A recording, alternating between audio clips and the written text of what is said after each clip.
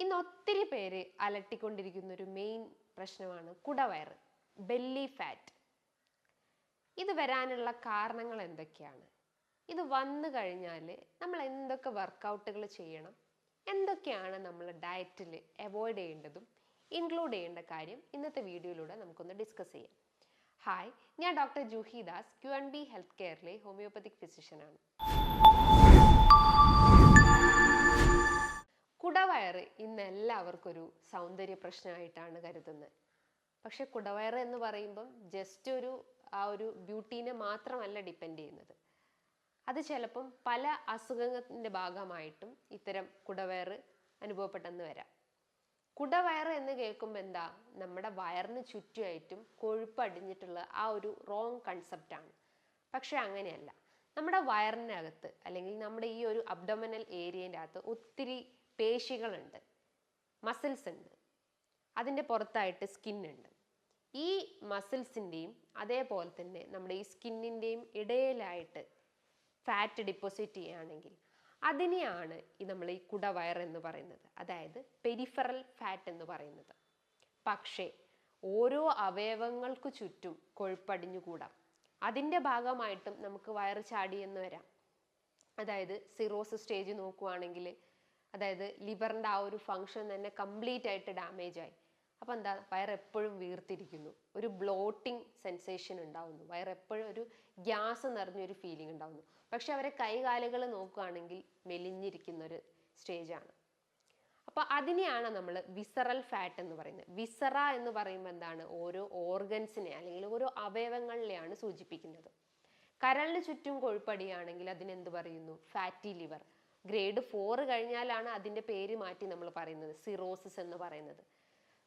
Pancreas ഗ്രന്ഥിക്ക് fat അടിഞ്ഞുകൂടി കഴിഞ്ഞാൽ അതിന് നമ്മൾ പ്രമേഹം എന്ന് പറയുന്നു, അതായത് ഡയബറ്റിസ് എന്ന് പറയുന്നു. പാൻക്രിയാസിൻ്റെ സഹായത്തോടെയാണ് നമ്മുടെ ശരീരത്തിലെ ഒരു ഗ്ലൂക്കോസ് സ്പൈക്ക് ആവാതിരിക്കാനും ഇൻസുലിൻ്റെ ഒരു പ്രൊഡക്ഷൻ സഹായിക്കുന്നത് പാൻക്രിയാസ് ഗ്രന്ഥികളാണ്. ഈ പാൻക്രിയാസ് ഗ്രന്ഥിക്ക് ചുറ്റും കൊഴുപ്പടിഞ്ഞു കഴിഞ്ഞാൽ എന്ത് ചെയ്യും, നമുക്ക് പ്രമേഹത്തിൻ്റെ പ്രശ്നങ്ങൾ, അതായത് ബ്ലഡ് ഷുഗർ സ്പൈക്ക് ആവാനുള്ള ഒരു ചാൻസസ് ഉണ്ട്. അതേപോലെ തന്നെ ഓവറിക്ക് ചുറ്റും കൊഴുപ്പടിഞ്ഞു കൂടി കഴിഞ്ഞാൽ അതിനെയാണ് നമ്മൾ പോളിസിസ്റ്റിക് ഒവേറിയൻ സിൻഡ്രോം എന്ന് പറയുന്നത്, അല്ലെങ്കിൽ ഡയബറ്റിസ് ഓഫ് ഓവറി എന്ന് പറയുന്നത്. അങ്ങനെ ഓരോ ഓർഗൻസിനെയും ഈ ഒരു ഫാറ്റ് ഡിപ്പോസിറ്റ് ചെയ്യുക, അതിനെയാണ് നമ്മൾ വിസറൽ ഫാറ്റ് എന്ന് പറയുന്നത്. അതിന് നമ്മൾ ഭക്ഷണത്തിൽ ഫോളോ ചെയ്യേണ്ട കാര്യങ്ങൾ എന്ന് പറയുമ്പോൾ ഈ ഒരു 5 കാര്യങ്ങൾ നിങ്ങൾ ഡെയിലി ഫോളോ ചെയ്യാൻ ശ്രമിക്കുക. ആദ്യത്തേത്, നല്ല രീതിയിൽ ഫൈബർ റിച്ച് ആയിട്ടുള്ള ഭക്ഷണങ്ങൾ എടുക്കാൻ ശ്രമിക്കുക. അതായത് ഇൻസോല്യൂബിൾ ഫൈബേഴ്സ് ആവട്ടെ, സോല്യൂബിൾ ഫൈബേഴ്സ് ആവട്ടെ, അത് ഒരു ഫൈബർ റിച്ച് ആയിട്ടുള്ള ഭക്ഷണങ്ങൾ കഴിക്കുകയാണെങ്കിൽ ദഹനം കുറച്ച് ഇമ്പ്രൂവ് ആവുന്നു, മെറ്റബോളിസം കറക്റ്റ് ആക്കുന്നു. അപ്പം നമുക്ക് കോൺസ്റ്റിപ്പേഷൻ അല്ലെങ്കിൽ മലബന്ധത്തിൻ്റെ പ്രശ്നങ്ങളൊക്കെ ഉണ്ടെങ്കിൽ അത് നമുക്ക് കൺട്രോൾ ചെയ്യാൻ പറ്റുന്നതാണ്. അതായത് ഫൈബർ റിച്ച് ആയിട്ടുള്ള ഭക്ഷണങ്ങൾ എന്തൊക്കെയാണ്, നട്ട്സ്, സീഡ്സ്, ചെറിയ ഫ്രൂട്ട്സ് ഐറ്റംസ്, വൈറ്റമിൻ സി അടങ്ങിയിട്ടുള്ള ഭക്ഷണങ്ങൾ, പേരക്ക, ആപ്പിൾ, പൈനാപ്പിൾ, അതേപോലെ വാട്ടർമെലൺ, അത്തരം ഫ്രൂട്ട്സിൻ്റെ അകത്തൊക്കെ നല്ല രീതിയിൽ ഫൈബർ അടങ്ങിയിട്ടുണ്ട്, അതായത് ഇൻസോല്യൂബിൾ ഫൈബേഴ്സ് അടങ്ങിയിട്ടുണ്ട്. നട്ട്സ് ഐറ്റംസ് ആവട്ടെ, അതായത് ബ്രസീൽ നട്ട്, വാൽനട്ട്, ബദാം പോലത്തെ ഇത്തരം നട്ട്സിലും നല്ല രീതിയിൽ ഫൈബർ അടങ്ങിയിട്ടുണ്ട്. അതേപോലെ റാഗി, മില്ലറ്റ്, ചെറുധാന്യങ്ങളിലൊക്കെ നല്ല രീതിയിലും ഫൈബർ അടങ്ങിയിട്ടുണ്ട്. അത് നിങ്ങൾ ഡയറ്റിൽ ഡെയിലി കഴിക്കാൻ ശ്രമിക്കുക. ഡെയിലി ഒരു വാൽനട്ടോ ഡെയിലി ഒരു നട്ട്സ് ഐറ്റംസ് നിങ്ങളുടെ ഡയറ്റിൽ ഉൾപ്പെടുത്താൻ ശ്രമിക്കുക. അതേപോലെ സീഡ്സ് ഐറ്റംസ് നോക്കുകയാണെങ്കിൽ chia seeds, flax seeds, pumpkin seeds, ഈ 3 സീഡ്സ് നിങ്ങളുടെ ഡയറ്റിൽ ഡെയിലി ഉൾപ്പെടുത്താൻ ശ്രമിക്കുക. ചിയ സീഡ്സ് ഒക്കെ ആണെങ്കിൽ ഏറ്റവും കൂടുതൽ ഹെൽത്തി ഫാറ്റ്സ് അടങ്ങിയിട്ടുണ്ട്. അതായത് എക്സസ് ആയിട്ടുള്ള കലോറീനെ കംപ്ലീറ്റ് ആയിട്ട് ബേൺ ഔട്ട് ചെയ്യാൻ സഹായിക്കുന്ന ഒരു മെയിൻ സീഡ് ഐറ്റമാണ് ചിയ സീഡ്സ്. അത് വെള്ളത്തിലിട്ട് നല്ല രീതിയിൽ കുതിർത്ത് ജസ്റ്റ് ഒരു ഓട്സിലൊക്കെ ഒന്ന് സ്മൂത്തീസൊക്കെ ഒന്ന് മിക്സ് ചെയ്തിട്ട് നല്ല രീതിയിൽ അങ്ങനെയും കുടിക്കാവുന്നതാണ്. അങ്ങനെ ചെയ്യുമ്പോഴും നമ്മുടെ ഒരു കൊഴുപ്പിനെ കംപ്ലീറ്റ് ആയിട്ട് നമുക്ക് ബേൺ ഔട്ട് ചെയ്യാൻ സഹായിക്കുന്നതാണ്. അതോടൊപ്പം തന്നെ രണ്ടാമതായിട്ട് നിങ്ങളുടെ ഡയറ്റിൽ ചെയ്യേണ്ട ഒരു കാര്യം എന്ന് പറഞ്ഞാൽ കാർബ്സിൻ്റെ അളവ് കുറയ്ക്കാൻ ശ്രമിക്കുക. പൂർണ്ണമായിട്ടും ഒഴിവാക്കണമെന്നല്ല, അളവ് കുറയ്ക്കാൻ ശ്രമിക്കുക. ലോ കാർബ് ഡയറ്റ് ഫോളോ ചെയ്യാൻ ശ്രമിക്കുക. ചോറ് കഴിക്കുകയാണെങ്കിൽ ഒരു നേരം ചോറ് കഴിക്കാൻ ശ്രമിക്കുക, അതും ഒരു തവി മാത്രം.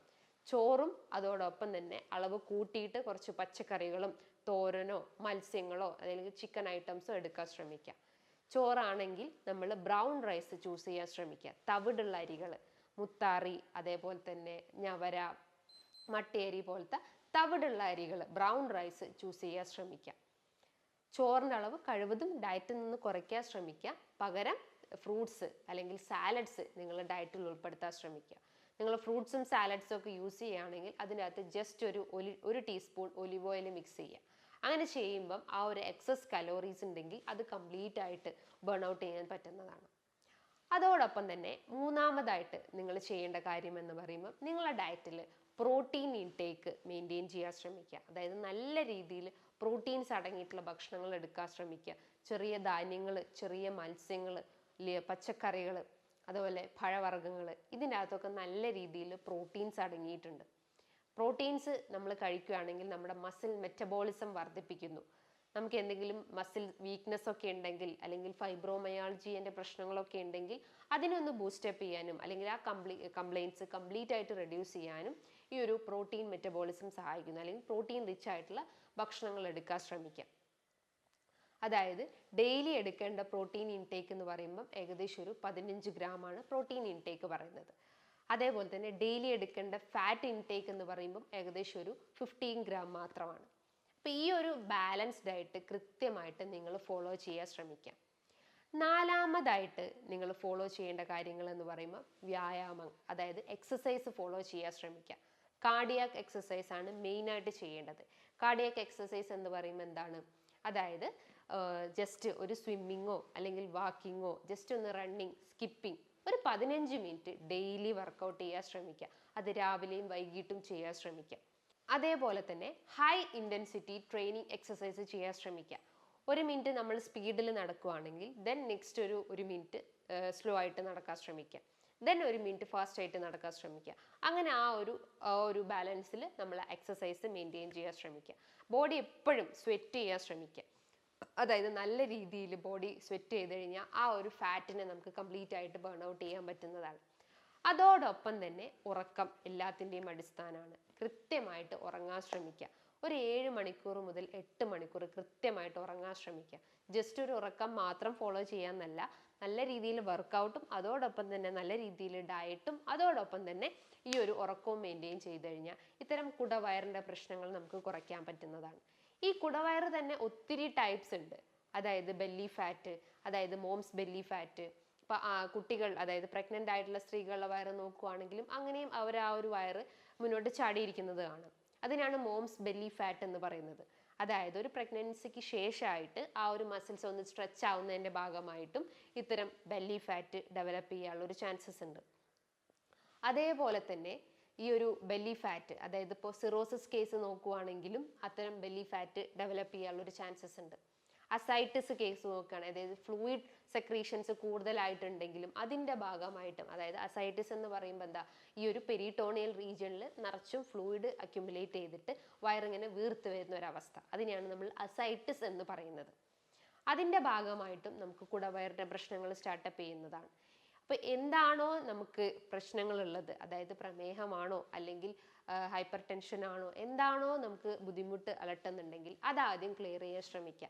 അതോടൊപ്പം തന്നെ കൃത്യമായിട്ടുള്ള ഡയറ്റും എക്സസൈസും ഫോളോ ചെയ്ത് കഴിഞ്ഞാൽ ഇത്തരം കുടവയറിൻ്റെ പ്രശ്നങ്ങൾ നമുക്ക് റെഡ്യൂസ് ചെയ്യാൻ പറ്റുന്നതാണ്. എപ്പോഴും നമ്മൾ ആ ഒരു മെറ്റബോളിസം ബൂസ്റ്റപ്പ് ചെയ്യുന്ന ഭക്ഷണങ്ങൾ എടുക്കാൻ ശ്രമിക്കുക. അല്ലെങ്കിൽ metabolism, basal metabolic rate increase ചെയ്യുന്ന രീതിയിലുള്ള വർക്കൗട്ടുകൾ ചെയ്യാൻ ശ്രമിക്കുക.